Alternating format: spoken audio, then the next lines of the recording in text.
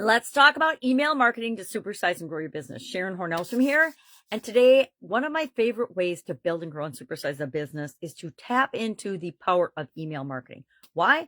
Because it's economical, it's effective, it's easy, and almost any business, any type of size business industry can apply it relatively easily, especially if they have a list of customers that they haven't digitized or put online yet. That is a way to get a huge bump for most businesses. It's one of my favorite strategies to come in with when I find out that a brick and mortar business has this huge customer list, but they don't communicate with them regularly. They've just been collecting it and saving it, and we're going to dust it off and put it into place. And we're going to use many of these strategies, if not all of them, to make sure that it's effective.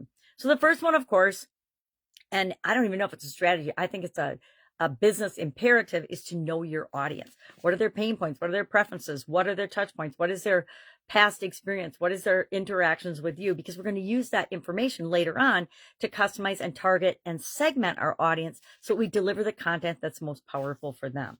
But that comes first from understanding our audience. Secondly, we are going to, and this is probably the most powerful influencer of open rates when it comes to email, and that is compelling subject lines. We need subject lines that are clear, concise, refer to the content that's in the email. I don't know if you've ever gotten an email that you're intrigued, you click on it because it sounds like something you want to read, and it's like some spam or some ridiculous thing that has nothing to do with what the subject line was. And the subject lines are just as important as our headlines on articles, our headlines on anything, our headlines on our website. That is what gets people's attention. It gets them to stop in their tracks and look at what it is that you're sending.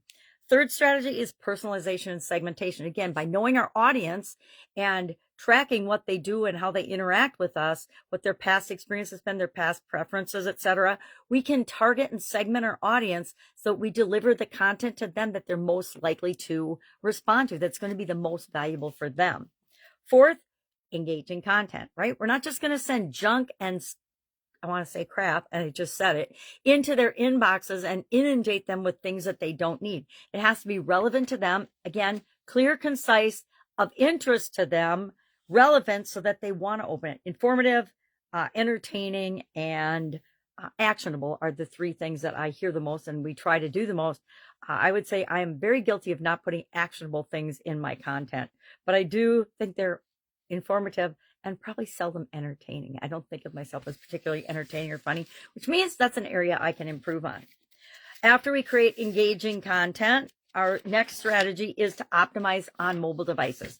I think it almost goes without saying nowadays, if you don't have everything online optimized for mobile, you're missing out on about 80 to 90% of the market. Last time I saw the stats, it was like 80% of people first go to their mobile device. Why? Because it's in our pocket or in our hand or in our purse about 90% of the time. I can't remember, there's a crazy statistic about how many people have their mobile device within 12 inches of them at any given time. And I do that too. I mean, I guess my phone's probably 3 feet or 4 feet away from me. Even when I sleep, it's right there. Why? I use it as my alarm clock.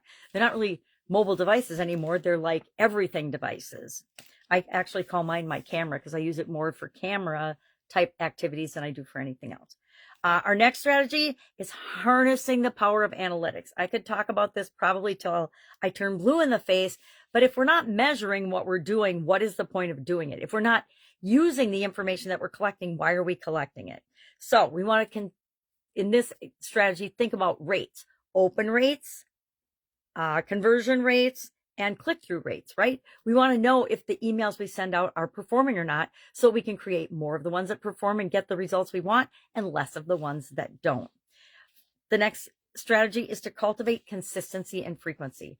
Nothing will destroy your email efforts faster than if your customers, number one, if you send too much email and you fatigue their inbox, they get tired of seeing it and they just stop looking at it.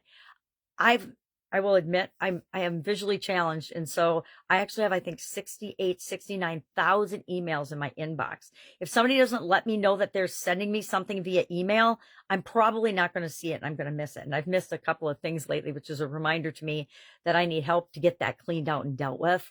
There's things in there I need and want, like receipts and things I like to keep. But the rest of it, I'm over it.